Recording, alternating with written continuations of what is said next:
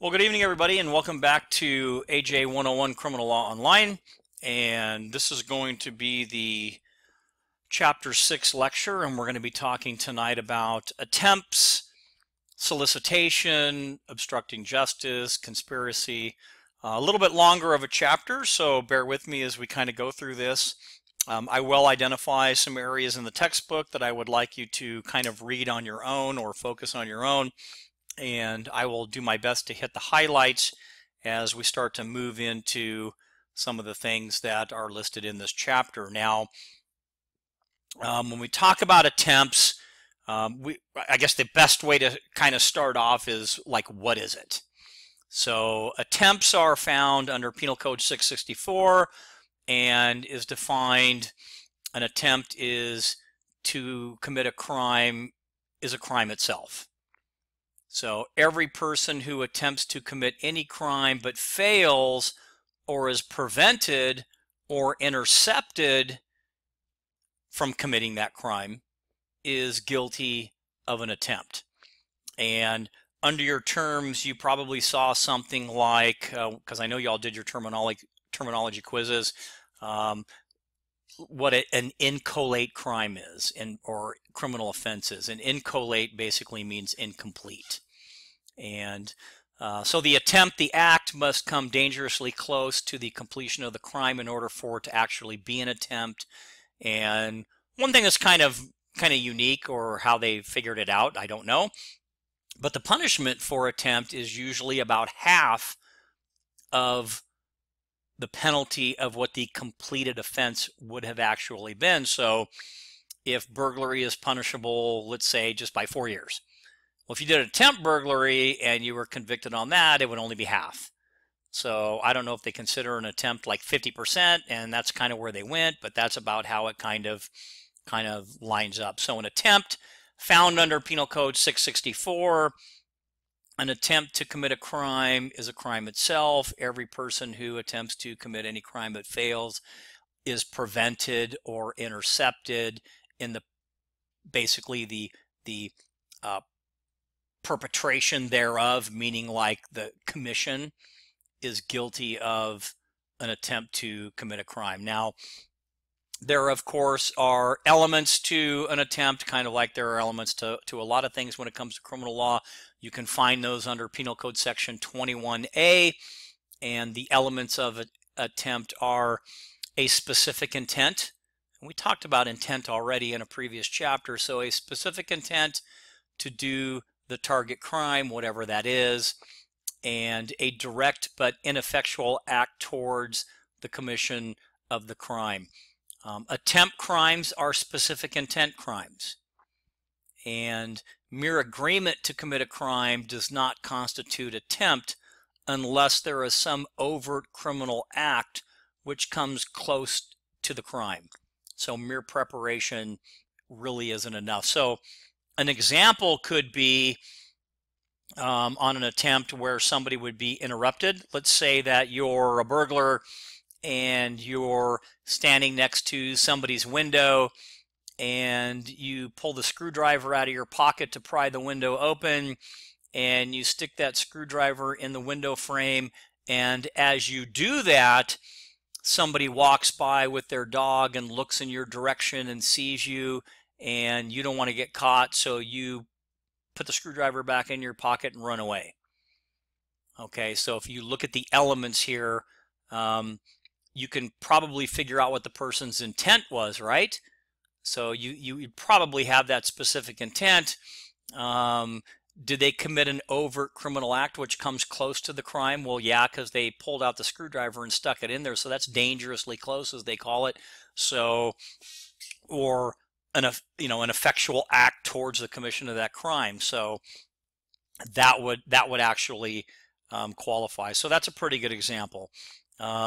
Couple other things that we could kind of talk about real quick. Examples: entering a car without the owner's permission and operating the starter in an apparent effort to start the motor vehicle, for example, is an attempt to steal a car. Other examples are, let's say, sawing a lock on a warehouse door and starting to remove, the screen from a house window or piling up lawn furniture against a backyard fence for pickup by an accomplice who's parked in the back. All of those are attempts. It has also been held that firing multiple shots at a car with multiple occupants constitutes a separate count of attempted murder as to every occupant, since each one is in that harm zone. So that's kind of an interesting type addition to the attempt. And here's a little kind of a discussion point as well. So an attempt consists of an act done by a suspect with specific intent to commit a particular crime. Such act must go beyond mere preparation. We talked about that.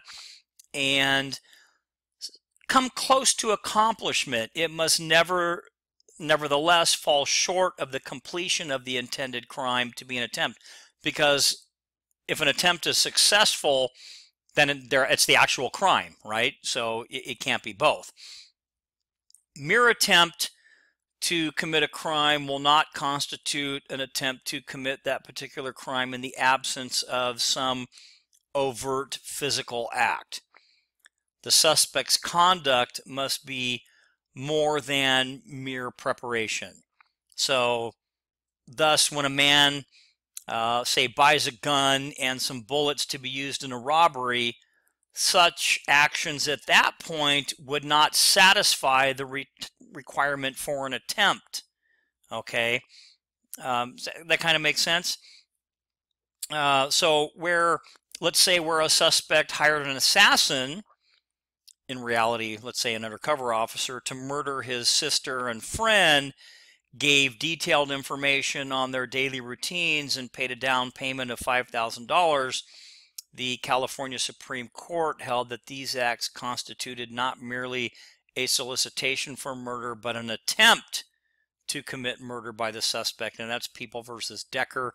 And that would be an interesting case for you to look up as well. So hopefully that kind of gave you a little bit more kind of information on attempt. So here's a little bit more. So most attempt crimes are noted with the Penal Code 664. Before the crime. So attempted murder would be, as shown here on the slide, 664, say /187 equals attempted murder. Now, in some instances, an attempt crime is declared by a specific penal code section. Okay, so instead of maybe 664/187, there are crimes that have their own code section. So arson is typically 451, Penal Code 451, but attempted arson isn't 664/451, it has its own section, Penal Code 455. And this is sometimes done to allow state legislators flexibility in designing attempt element criteria. So it really does kind of help when it comes to that, but you can see there's two different ways to not only to kind of write the attempt out, if you will. So can you get rid of attempt, meaning like can you abandon it? So let's say that you're thinking about doing something and you're going to attempt to do a crime, but you decide at the last minute not to, or something like that. So let's take a look at that and see if we can kind of abandonment of attempt. So when the defendant commits acts towards the commission of a crime, which thereby satisfy the corpus delicti of an attempt to commit an offense, he cannot thereafter avoid responsibility by abandoning his original purpose. Okay, so assume, for example, that the suspect specifically intends to commit a certain crime but is interrupted during the crime. Also, assume also that he had not been interrupted, he could have completed the crime. He cannot rely on the interruption to negate his criminal act. Does that make sense? He is, in effect, guilty of an attempt to commit a crime. Now, however, a defendant may use the criminal defense of abandonment if he or she has the following. So freely and voluntarily abandons the act of committing the crime and, okay, not or, and is not in final execution of the crime or dangerously close to committing the crime. Okay? So abandonment, again, is a defense only if the attempt to commit a crime is freely and voluntarily abandoned before the act is in process of final execution and when there is no outside cause prompting such abandonment. Okay, so those are you can abandon your attempt with some circumstances, if you will.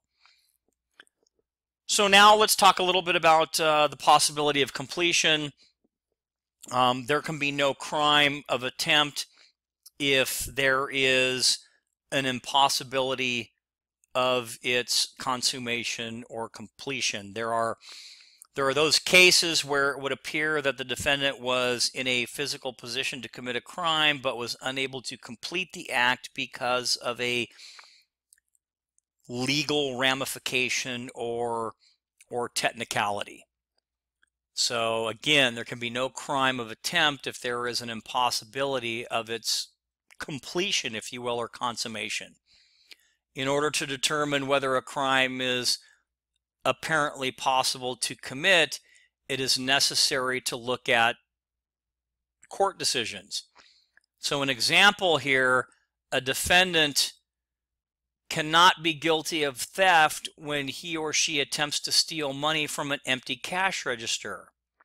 Okay, but, and I know this is weird, okay, they can be guilty of attempted theft.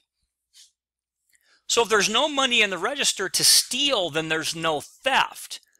But if their intent is to try to steal and they don't find out there's no money until the register's open, is this all making sense?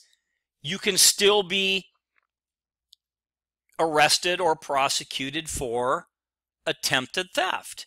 And that's that possibility of completion thing. So let's look at maybe, let's look at a couple examples that might kind of help us with this as well. So again, there can be no crime of attempt if there is an impossibility of its consummation. So where one throws red pepper, let's say, in the eyes of another with the intent to blind them, Penal Code 203 mayhem, and it can be shown that the material thrown was not pepper and would not destroy the eye or eyesight, the suspect cannot be guilty of attempted mayhem. Okay. The assailant could, however, be charged with simple assault 242. Okay, so you see how this kind of works? So in another case, an adult male attempted to have voluntary sex with his adult adopted daughter, but was interrupted by his wife. The question is either guilty of attempted incest, or not. So, kind of an interesting type situation here. In order to determine whether a crime is apparently possible to commit or absolutely impossible to commit, it's necessary again to look at different court decisions on things like that.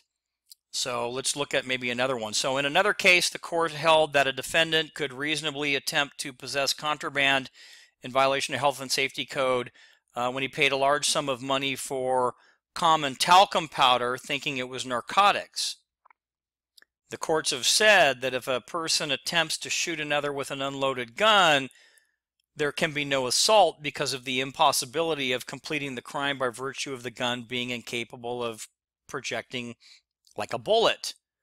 But where a defendant fired a pistol through a roof at a location where he believed the intended victim to be, although the victim, a police officer, was some distance away, the court held this to be an assault because of the possibility of completing the act. That's why you need to read your book, guys. Okay, because there are these things: possibility of completion, possibility or impossibility of completion. Okay, all of these things come into play when you're talking about the law, and I'm trying to kind of break them down to you, but you really need to, again, read between the lines and read some of these paragraphs, some of the information that's in your textbook. So what I just got done going over was the possibility of completion. Well, what about the impossibility of completion? So legal impossibility is a traditional common law defense to a charge of an attempted crime. Physical or factual impossibility of completing the crime is not a defense unless the conditions were known in advance. Okay? Legal impossibility, on the other hand, is a valid defense. So here's an example. Trying to kill a person who is known to be dead cannot legally constitute attempted murder. Now, I know that sounds kind of lame, but it is an example of one of those impossibility of completing a crime. So here's another one. So I'll give you a couple. If a pickpocket reaches into a victim's pocket but finds it empty, he is guilty of attempted grand theft from person. If an assailant shoots at a cashier in a glass booth, not knowing the glass is bulletproof, he is guilty of assault with a deadly weapon. Legal impossibility, on the other hand, okay, is a defense. For example, trying to kill a person who is known to be dead cannot legally constitute attempted murder. Likewise, intending to have sexual intercourse with a person known to be dead is not attempted rape. Now, there are some other crimes and things that go along with that, but I'm trying to give you that impossibility of completion type example. So hopefully you were able to kind of glean a little bit of information on that. All right, so let's kind of move on. We've talked about attempts, and we've had some examples. We talked about can you abandon an attempt, and the possibility of completion and the impossibility of completion. Well, now let's look a little bit about solicitation to commit a crime, and I will post a video it's a very short video about a young lady that basically solicits somebody else to kill her husband. Very interesting crime for you to kind of look at, because this stuff again is out there. Now, the person is an undercover officer that she is soliciting, but of course she doesn't know that. And I think you'll find the video extremely interesting and also disturbing, probably at the same time. So, solicitation to commit crimes. Excuse me. Penal Code 653F. Every person who, with intent that the crime be committed, solicits another to offer, accept a bribe, commit a robbery or burglary, grand theft or perjury, punishment. It's a felony, county jail 16 months to 2 or 3 years. To ask a person to commit or join in itself completes the crime of solicitation. No overt act towards the crime is necessary, and there's a case that goes with that, People versus Burt. And the crime of solicitation must be proved through cooperation. So there needs to be a little bit more. So again, every person with the intent that the crime be committed solicits another to offer or accept or join in the offer or accept of a bribe, etc., to commit things like, carjacking, burglary, grand theft, robbery. There's a bunch of sections that are listed inside there. So a little bit of kind of a discussion point, so we can maybe drive this home a little bit for you. To ask a person to commit or to join in itself consummates the crime of solicitation. In other words, the solicitation itself completes the crime. No overt act towards completing the crime is actually necessary. The crime is complete whether the person solicited responds favorably or not. It also doesn't matter if the person solicited was already contemplating or planning to commit the crime himself before the solicitation. Thus, it has been held a crime to solicit a public officer to take a bribe or to solicit any of those felony offenses enumerated in the statute. Soliciting one to offer a bribe is a crime separate and distinct from the crime of bribery or the crime of attempted bribery, and we'll kind of clear that up a little bit later on in the chapter. But just you need to remember that the crime is complete whether no matter how the person responds, and there doesn't really need to be any type of overt act. Now, how do you prove it? Well, the crime of solicitation must be proven again by corroboration, which consists of the testimony of two witnesses or of one witness and corroborating circumstance. An accomplice is a witness within the meaning of this particular section. Proof that other persons were also solicited to commit the same crime has been held to be sufficient corroboration as well. So obstructing justice, we'll kind of move into that part a little bit, and what they call compounding crimes. So where a person who has knowledge of the actual commission of a crime agrees for a fee to compound or conceal such a crime, or to abstain from any prosecution, is basically guilty of violating that section. So the administration of justice may be obstructed in many ways. And for purposes of this section, we're going to be looking at the terms compounding crimes and perjury, subordination of perjury, bribery, and falsification of evidence. So those are the things that we'll probably be taking more of a closer look at. So what is perjury? Because that kind of falls underneath exactly what we're talking about.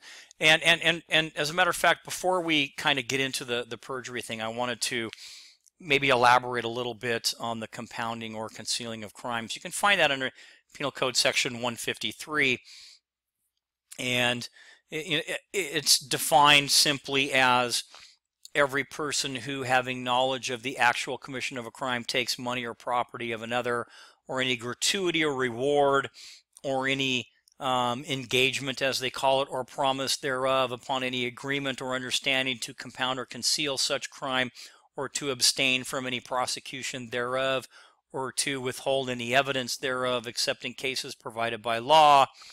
And then it goes on to talk about punishments and things like that. So there are a couple of discussion points in your books on that, but I'm going to let you kind of read those, and we're going to move on to some more definitive areas in here, and we're going to start with the section perjury. So what is perjury? Well, it's found under Penal Code Section 118A, and basically states every person who, having taken an oath that he or she will testify, declare, depose, or certify truly before any competent tribunal, officer, or person in any of the cases in which the oath may by California law be administered willfully and contrary to the oath, states as true any material matter which he or she knows to be false, and every person who testifies, declares, deposes, or certifies under penalty of perjury any of the cases in which the testimony, declaration, or certification is permitted by California law under penalty of perjury, and willfully states as true any material which he or she knows to be false, is guilty of perjury. And while that's a lot, so let's break it down a little bit. Knowingly make a false statement, either orally or written, either under oath or under penalty of perjury, with respect to the fact which is material, meaning testify, before a competent legal tribunal, proceeding, or person. And perjury is a felony punishable by imprisonment in the county jail for 2, 3, or 4 years, and the punishment is under Penal Code 126. Now, testimony is material if it could probably have influenced the trier of fact, not just when in fact had an effect or influence, and there's a case that goes with that. So perjury is basically giving a false statement. Okay, it can be written or oral under oath. Now, if you were a witness in a case and you got up there and they swore you in, they would say something like, "Do you swear to tell the truth, the whole truth, and nothing but the truth, so help you God?" And you say, "I do." You have been sworn in under oath under penalty of perjury. And if you were to lie or present a false statement, then depending upon the court's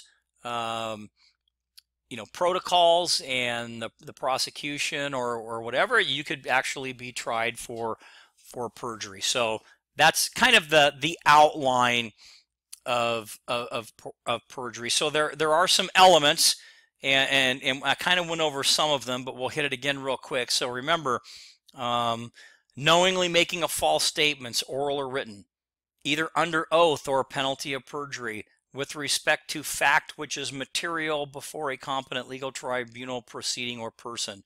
Okay, those are the elements, okay, of the crime of perjury. So then where does this thing come in called subordination of perjury that maybe you've heard of, or if you did your terminology quiz, you would have seen it. So the crime of subordination of perjury has two kind of pieces to it, two elements. And well, let me give you the definition first. Every person who willfully procures another person to commit perjury is guilty of subordination of perjury. So you're soliciting somebody else to lie. Does that make sense? So the crime of subordination of perjury has two elements. That one person shall willfully procure another to commit perjury, and that such other person shall commit perjury. Okay? Every person who willfully procures another person to commit perjury is guilty of subordination of perjury, and you can see the punishment there. So you've got the two elements of subordination of perjury and what it really means. So again, discussion point as we kind of move on a little bit.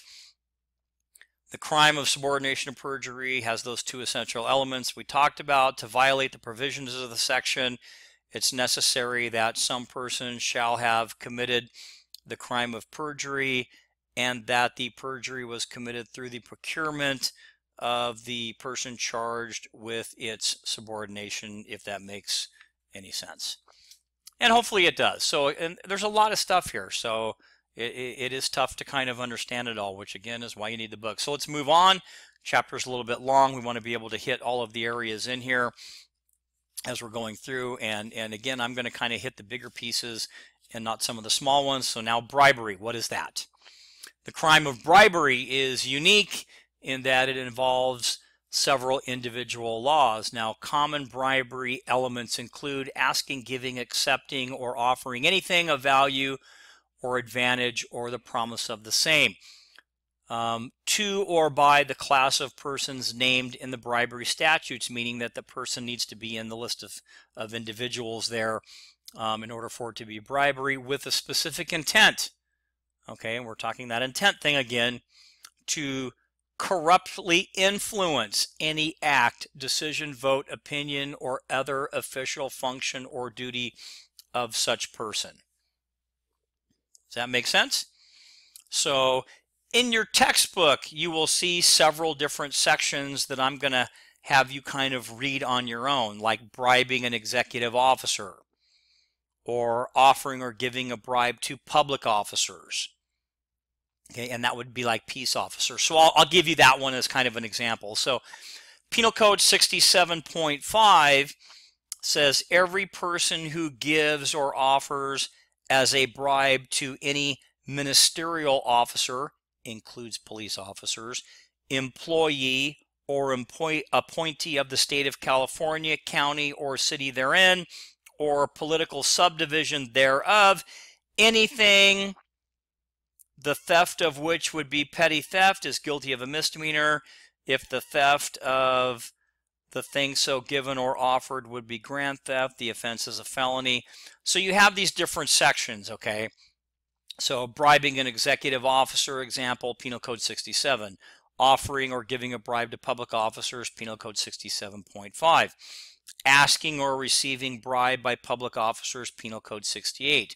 And all of those kind of things constitute what we're talking about in bribery. So the offense of offering a bribe is complete once it is evident that the officer is being bribed. There not need be any actual tender, presentation, showing, or transfer of money, okay, for offering a bribe. Now, for giving a bribe, the offense of giving a bribe is complete when the bribe is actually delivered, okay, which makes sense, to the person being bribed. So offering is the offer, giving is the giving, and then finally receiving a bribe.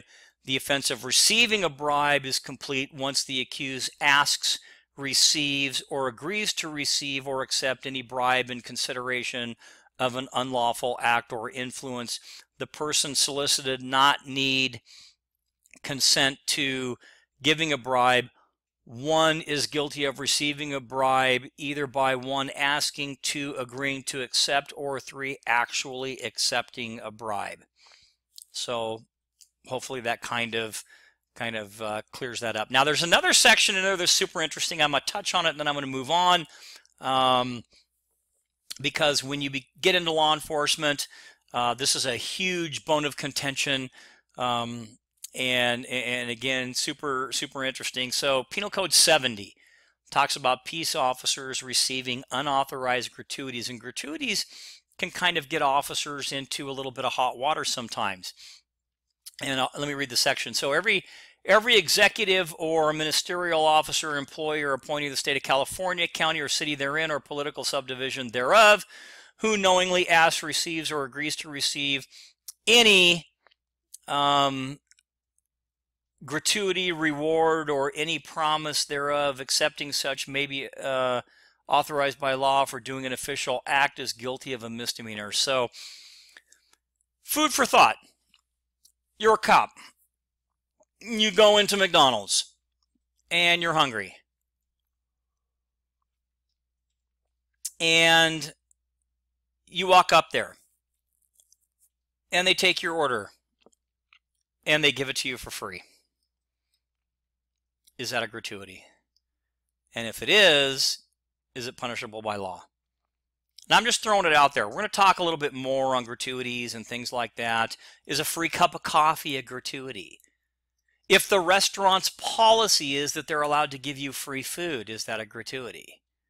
So these are all things that are out there, and I'm not trying to stress you all out. There's some yeses and nos and kind of all of that stuff I just said. So we'll talk a little bit more about it later. Just understand that you know, when you take something for free from somebody, a lot of times there's an expectation that you're going to give them better service, extra service, or whatever, and that presents kind of a problem down the road. Now, for Penal Code 70, also kind of understand this too. So Penal Code 70 that we just talked about, that gratuity section, which applies when an officer is employed as security or patrol for a public entity outside regular employment, confers a police officer status of, you know, in uniform, sworn officer for the department, and things like that. So if you look on that discussion area down in there, PC 70 subsection D applies when an officer is employed as security or patrol by a private employer while off duty, confers peace officer status of, etc. So I'm just kind of giving you some food for thought. It's on page 79. That there's a little discussion piece in there that you may want to look at, but we'll talk more about this kind of later on. I don't want to waste all of our time on this kind of thing here. So some other bribery statutes. I'm not going to go through them all, but they're also on page 79. Bribing members of the legislature, judges, jurors, arbitrators, witnesses, city councils, participants in sporting events, solicitation. I mean, all of these things are other statutes that are out there. There's also a lot of sections here that fall under the category of what they call falsification crimes. And I'm not going to go through all of these, but I threw them all up here so you could see them, that there are sections for all of these. So, we'll just hit on a couple here. A separate section for deceiving a witness, or preparing false evidence, or preparing false citizenship documents, or giving false information to a law enforcement officer, or falsely reporting an emergency like a bomb threat or something. So there are all these falsification crimes that we're not going to spend a heck of a lot of time on, but you will see some of these in your career as you start to go through. The ones that you'll kind of run across the most will be the one at the bottom left, misusing the 911 line for non-emergency, the sections Penal Code 653Y, falsely reporting an emergency when somebody calls in and they're PO'd because the officers aren't getting there fast enough and they report a crime that didn't happen, so we get out there faster. Like a bomb threat call, falsely reporting a crime, 148.5. Giving false identification to police officers, you'll see that, 148.9. Impersonating someone else, you might see that. False information on a traffic stop, so you'll see vehicle code. So when you see VC, it's vehicle code 31. So that's providing false information to an officer. All of these are falsification crimes, and again, you don't have to know them all, but I wanted to kind of make sure that you had some information on it. So now let's move on to something a little bit bigger, conspiracy. How cool is that? So we talked before about that co-principle and things like that. So let's talk a little bit now about conspiracy and what that kind of really means. And it gets close sometimes to like that co-principle and attempt and all those other weird things, but we'll try to kind of round it out for you so you don't get confused. So conspiracy may be defined as two or more persons agreeing to commit any crime where at least one of them does an overt act in furtherance of the conspiracy. Okay? Conspiracy is a county jail wobbler, can be a misdemeanor felony, even if the initial agreement is to commit a misdemeanor, and it is a specific intent crime. We talked about intent earlier. An overt act is required and means any step taken which goes beyond mere planning or preparation. So there are some examples that we'll talk about in just a few minutes about overt act.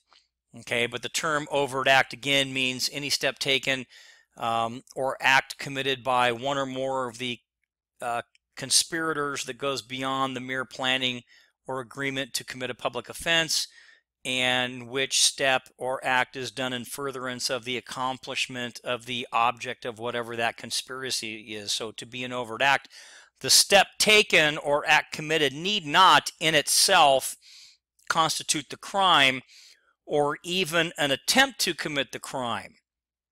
Okay, however, it must be a step or act which is taken in furtherance of accomplishing the object of the conspiracy. So, for example, buying a gun, tools, or supplies necessary for the job would constitute an overt act, thus satisfying the element of the crime. Okay, before the agreement amounts to conspiracy, at least one of the conspirators must perform some overt act, lawful or unlawful, basically evidencing, if you will, that the parties have gone beyond the mere agreement and that the conspiracy has begun an active existence.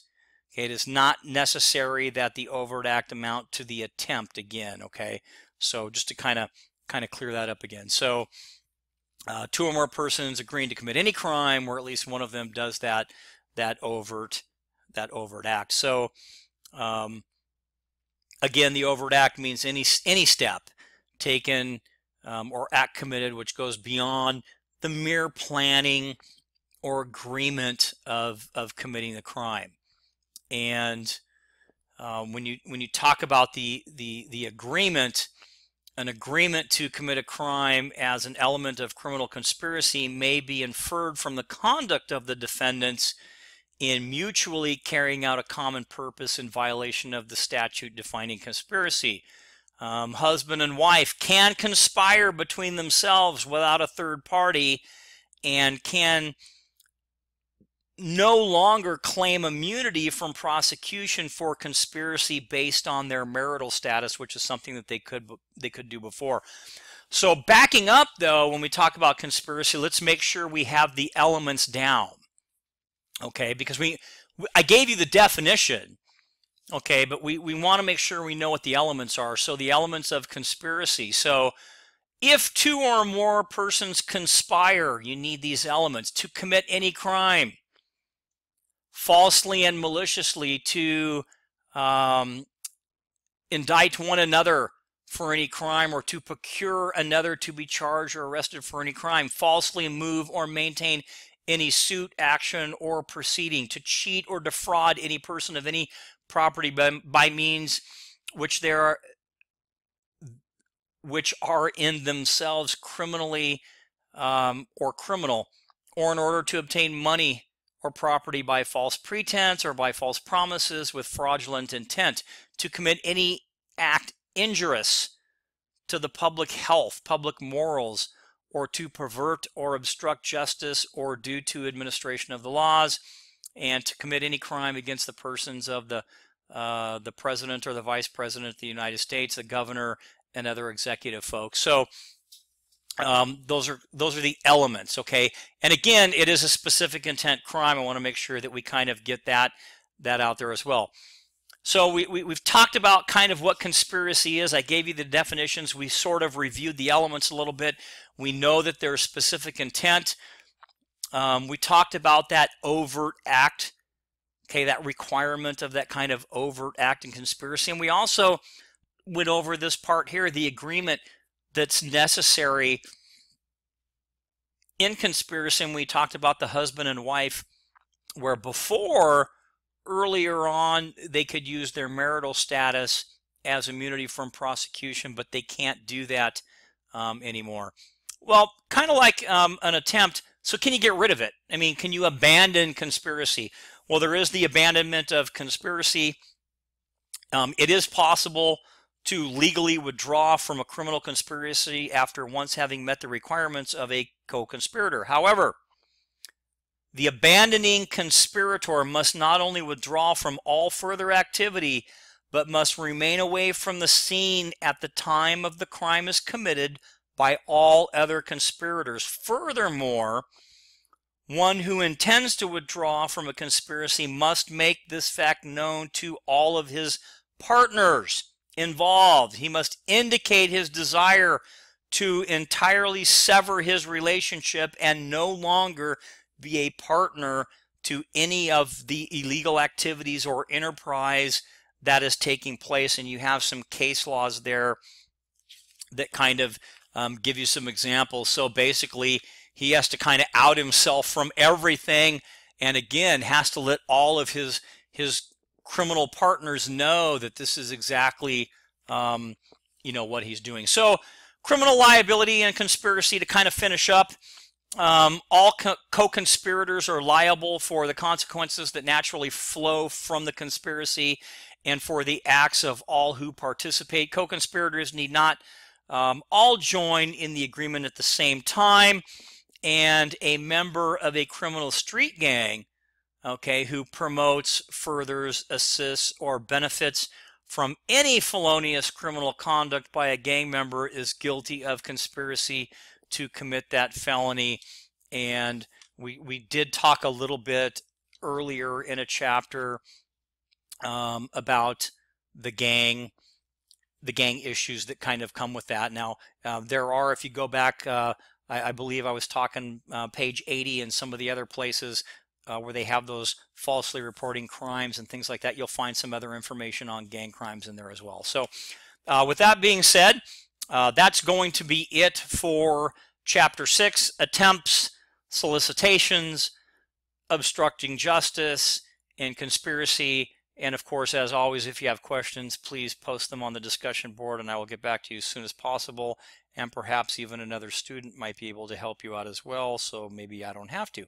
But anyway, that's going to be it for Chapter 6, and until next time.